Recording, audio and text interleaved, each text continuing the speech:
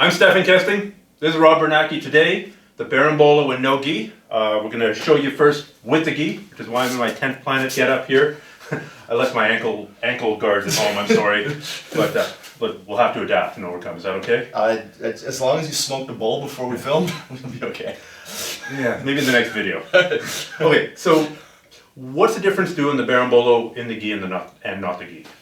Otherwise known as no gi. Yeah, well, clearly the grips, right? So one of the things that makes the Berimbolo so powerful in the gi is when it's usually a belt grip that you're getting here, but you can certainly get the pant grip. This allows you to pull your partner's hip towards you and load them up as you start to invert through here. Now, there's all kinds of different grip schemes with the legs. So this X is one that I particularly favor. Gripping the pants here, and I'm still gripping the back of your pants or belt here usually, which is preventing you from really being able to extract yourself from the position, right? So now I can kind of turn you and climb onto the back. Without that control of the back of the pants or the belt, people tend to do a really good job of just walking back and getting their hips off. Yeah, I've certainly found that you can usually tilt them onto that hip, but they don't stay there very long. Yeah, exactly. So then how do you modify it in no gi? Okay, so in no gi, I don't really do the classic Berimbolo, just because of the lack of grips. I try to use a bit of a crab ride style hook, which is also accessible from the inversion. So let's say, and again, as far as dropping someone down, as I mentioned, if I can't reach in here and grab and pull your hip towards me, it's a lot harder for me to load you up on my De La Riva hook. So more commonly, for example, if I were to use the reverse De La Riva guard and use kind of the tripod sweep from here where you push someone back and hook them and you get here, this kind of lands you, just turn a little bit, this sort of lands you in the position now to start grip switching. So I'm going to go back. So you've got the heel right now. So I've got the heel right now.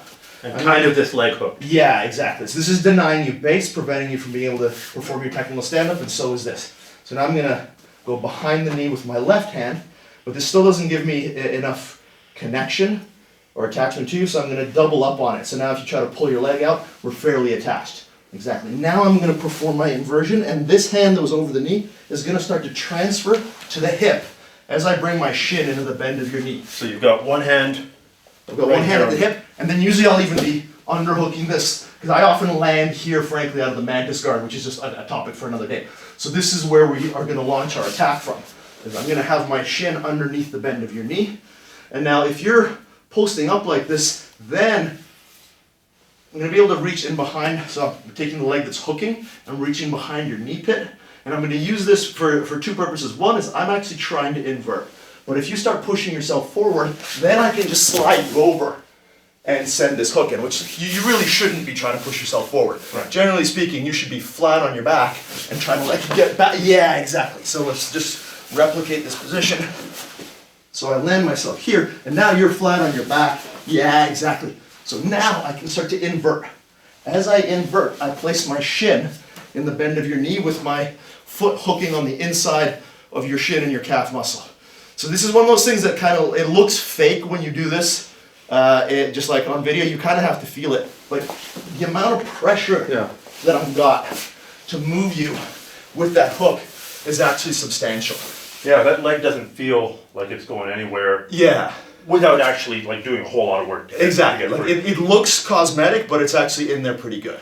Can you just take us through the sort of 1, 2, 3? Supposing people want to drill this from De La Riva or reverse De La Riva. Sure. Dump me on the hips, take it step by step. There's a lot of moving pieces here. Yeah, I mean, I honestly drill them separately. I drill the sweep separate to the actual Berimbolo. But okay.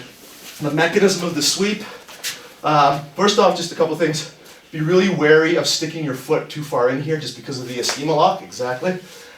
So one of the things that I recommend, whether it's for reverse De La Riva or De La Riva in no gi, is keeping this foot on the ground and constantly using the back of your thigh like this to create a kuzushi. So I'm generating base with this foot and pushing you away and in. And when I feel the appropriate weight shift, that's when I stick this foot up and I'm coming to here. So that's the initial sweep.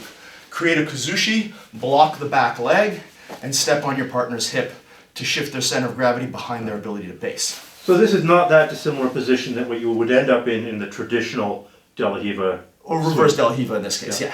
Yeah, exactly. I mean, you can certainly just stand up from here. Right. If you're starting to get good at this, again, grip, grip, invert.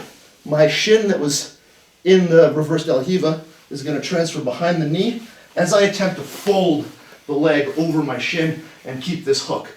This hook over top prevents you from extracting while I come around and do this. So I'm actually creating wedging pressure by driving my heel down with a hamstring curl and driving my other shin up. So I'm creating an opposing force, right leg this way, left leg curling. So this opposing force also allows me to start to drive your knee in this direction. My other hand is going to transfer. So for example, usually you're going to have this foot in base. So I'm going to have to get underneath of it and frame it out. Now I'm going to use my grip behind your knee to try to push you, which you're usually not going to let me do. Yeah, exactly. So the resistance of your left leg against my arm is what's going to allow me to start trying to invert. There we go. So the kind of common mistake here is to try to push towards you. I actually want to start rolling myself backwards.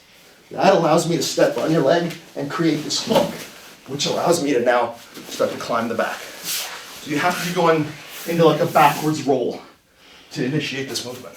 All right. Very cool. So when you say you drill this movement on its own, what does that look like? So I put myself here with my hands here like this, and I just have my partner go flat on their back, go behind the knee, push off to invert, step, set the hook. And then again, here I'm pushing down and my right knee is pushing up. Again, I'm creating a wedge. So as I continue to go, I can now set this hook in, turn you, set the other hook in. Maybe just show that one more time from this side and get a different angle. Here, behind the knee, roll backwards, step, set the shin in. I also micro drill that part. Let's go back to here, push, step, set the shin in. Come back, roll back, there we go. Once you get good at this, you can start to get good at the twister hook version, which some people actually find a lot of trouble with because they don't have the necessary flexibility. And I've kind of been on record about this before, that it's usually not a matter of flexibility that's preventing people from doing movements. If you do a movement correctly, it's usually hip angle that allows you to create that. So if I can just show that one more time. Sorry for the tangent, but so like I said, the version that I use is to rock back and place my shin inside here. Where people fail to get the twister hook is because they're using too much hip flexibility. So if I can get myself inverted, so my hips are in the air and my right knee is deep, then I can lace this twister hook in. So you're turning your hips towards me. Yeah. While upside down and inverted. Yeah, exactly. All right. What do you show your two-stripe white belts? What level should guys start doing this at? What are the prerequisites? Well, so obviously maintaining reverse De La Riva and De La Riva. If you have a developed De La Riva, reverse De La Riva sweeping game, you can start to mess with this. If you have started to develop a leg drag game, you're actually going to be really familiar with the idea of using, get you on your back, with the idea of using this shin for control and controlling the hips. Mm-hmm. And then it just becomes a matter of starting to invert that position and starting to go there. So once you have those two things, a leg drag game and a De La Riva, reverse De La Riva game, then you can start messing with this. Awesome. Thanks so much, Rob. My pleasure.